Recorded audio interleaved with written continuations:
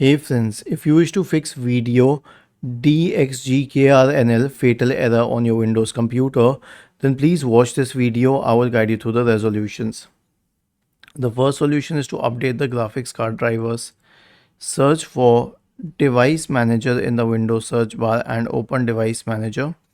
Expand the list for display adapters. Right click on the first one and select Update Drivers.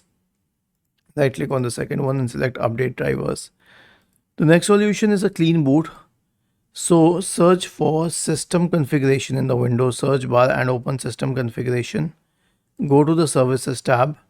Check the box associated with hide all Microsoft services. If any of the services check, click on disable all, apply, OK, and then restart your computer. And the last solution is an SFC scan. So search for command prompt in the Windows search bar and click on run as administrator.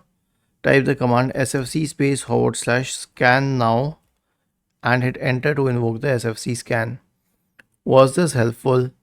If yes, then please subscribe to the channel. If not, then let us know in the comment section of the video on how we could help you further. Thank you for watching this video and have a nice day.